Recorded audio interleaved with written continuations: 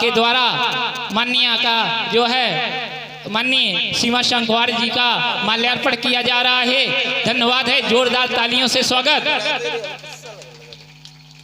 और अगली कड़ी में और भी हमारी माताजी हैं, उनके द्वारा जो है सम्मान किया जा रहा है। धन्यवाद है, जोरदार तालियों से स्वागत करते रहें।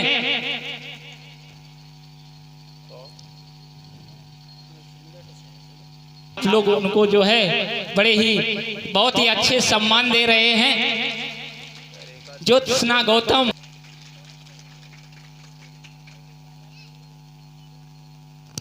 जो भी दो शब्द दें हमारे इस जो है जनता जनार्दन को।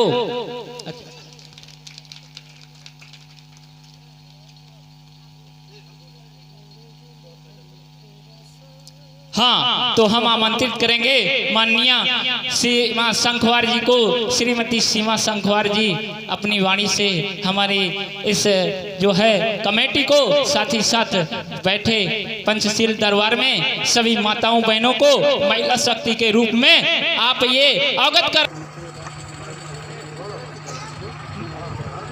सबसे पहले तथागत गोविंद जी के चरणों में अपना सर झुकाते हैं, नमन करते हैं। बाबा साहेब भीमराव अंबेडकर साहब जी के चरणों में अपना सर झुकाते हैं, नमन करते हैं। संत रविदास जी के चरणों में अपना सर झुकाते हैं। इस मंच पर उपस्थित हमारे सभी बौद्धाचार्य जो इस कथा का सफलतापूर्वक संचालन कर रहे हैं, आप सभी को भी बहुत बहुत प्रणाम करते हैं। इसी के साथ साथ बहुजन समाज में जन्मे हमारे सभी महापुरुषों को मैं प्रणाम करती हूँ। और इस पल्लापुर गांव में जो ये प्रोग्राम का आयोजन हो रहा है, इसके कमेटी के सभी पदाधिकारियों को मैं बहुत बहुत धन्यवाद देती हूँ।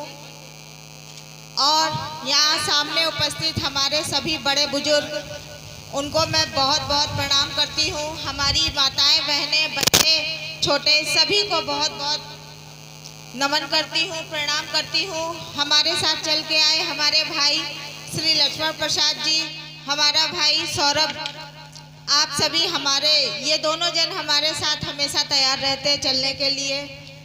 इसके साथ ही साथ मैं सबसे पहले अपनी बात कहूँ, इसके पहले मैं क्षमा मांगना चाहती हूँ आप सभी से, और इस कमेटी के सभी पदाधिकारियों से मैं क्षमा मांगती हूँ, क्योंकि मुझे 30 तारीख को आना था और मैं आ नहीं पाई, मेरा स्वास्थ्य सही नहीं था, इसलिए मैं नहीं आ पाई। और मैं आप सभी से क्षमा प्रार्थी हूँ, क्षमा मांगती हूँ।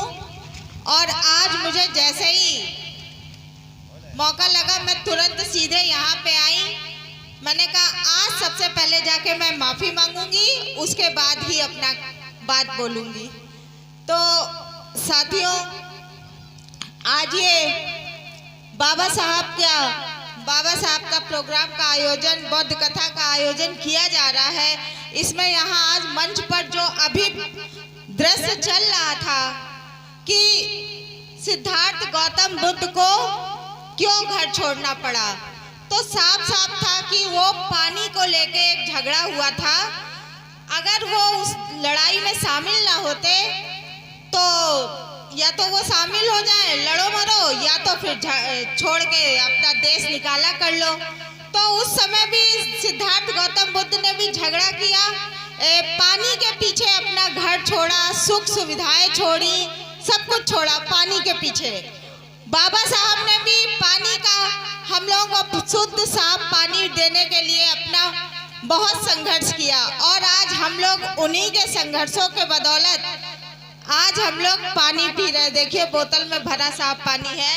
और अगर नहीं होगा तो इतने पैसे तो हो ही गए हम लोगों के पास बाबा साहब की दया से कि 20 रुपए की एक बोतल खरीद लेंगे। देखो हमारी बहन बिटिया सब लिए बोतल बैठी है, हम लोग कहीं भी जाए एक बोतल तुरंत रहती है साथ में। तो ये किसकी देन है? बाबा साहब की।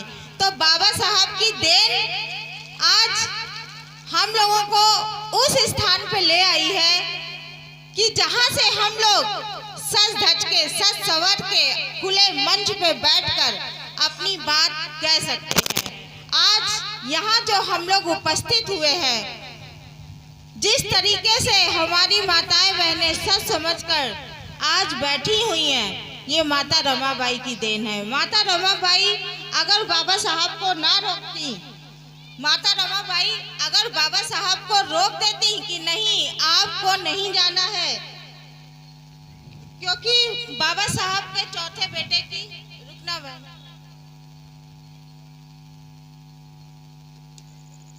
बाबा साहब के चौथे बेटे की मृत्यु हो गई थी। माता रमाबाई ने बाबा साहब को नहीं रोका, जाने दिया। लेकिन आज जो हम लोग ये कपड़ा पहने बैठे हैं ना, हम भी ये साड़ी पहने बैठे हैं ना, ये माता रमाबाई के उस कपड़े का है। उस कपड़े का हम लोग आज पहने बैठे, जो माता रमाबाई ने अपने साड़ी के पल्ले को फाड़ कर अपने पुत्र को कफन के में उड़ाया था।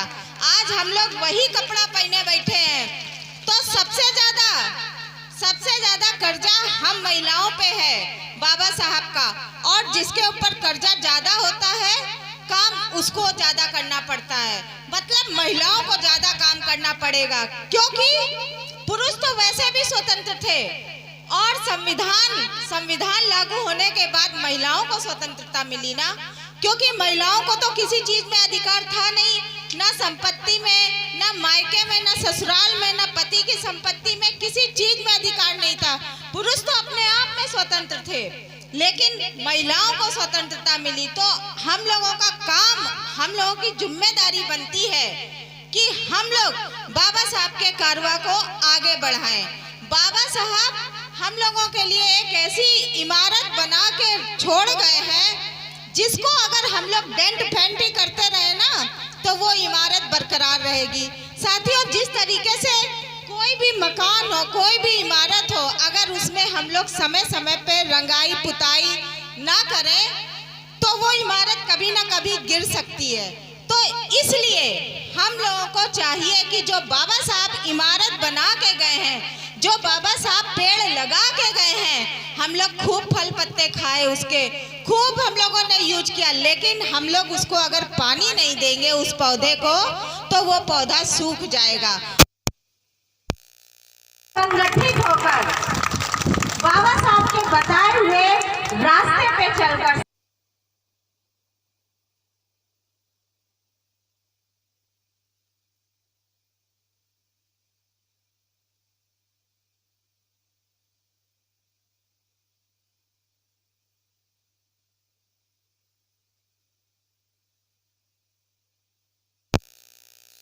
कुछ नहीं हो सकता।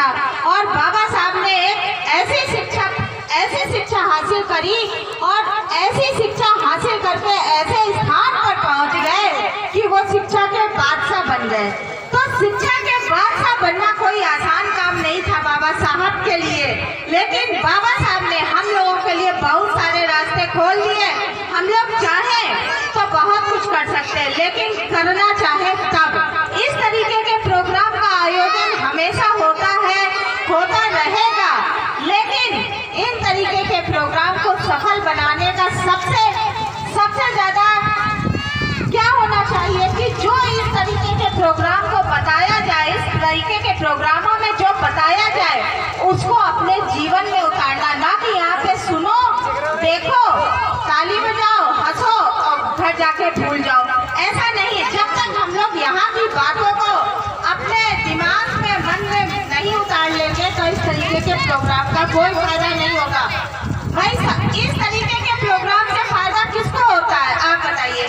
सबसे ज्यादा फायदा किसको? ये टेंट वाले को होगा। भाई, ये टेंट वाले ने पैसे लिए होंगे, पैसे लिए तो ये टेंट लगाया नहीं होगा। फिर उसके बाद ये बत्ती वाले को पैसा दिया गया होगा, बिना इनको पैसा दिए हुए ये भी नहीं लगाएंगे। और फिर हमारे बौद्धाचार भाई सुबह से शाम तक यहाँ पे गा रहे हैं, आप लोगों का मनोरंजन कर रहे हैं, अच्छी अच्छी बातें बता रहे हैं, तो भाई उनको भी तो कुछ चाहिए, तो उनको। लेकिन हम लोग क्या कर रहे हैं? हम लोग यहाँ पे बैठ के केवल, तो क्यों ना हम लोग जब इतना पैसा दे रहे हैं, अपना समय दे रहे हैं, तो क्यों ना हम लोग इस चीज को उपयोग करें, अपने दैनिक जीवन में लागू करें। तो बहनों, बाबा साहब के बताए हुए रास्तों पे चलो, भगवान बुद्ध, तथागत बुद्ध के रास्ते पर चलो। यही बाबा साहब का सपना पूरा करने का हम लोगों का एक तरीका है। बिना शिक्षा के कुछ नहीं हो सकता, क्योंकि हम बहुत छोटे थे तब टीवी पे दूरदर्शन पे एक गाना आया करता था, काका गागा को हथियार बनाकर लड़ना सीखो, पढ़ना लिखना सीखो और मेहनत करने वालों। ये हम बहुत छोटे पे गाना सुनते थे, लेकिन उस गाने का मतलब बहुत ज़्यादा गहरा है कि बिना शिक्षा के कुछ नहीं हो सकता, कुछ नहीं हो सकता, मतलब कुछ भी नहीं हो सकता। बिना शिक्षा के हम लोग वहीं के वहीं रह जाएंगे। इसलिए बहनों, मेरी खास तौर पे बहनों से रिक्वेस्ट है कि अपने बच्चों को जरूर पढ़ाएं, आधी रोटी खाएं लेकिन बच्चों को जरूर पढ़ाएं। अपनी बात इसी के साथ समाप्त करते हैं। जय भीम, जय भारत।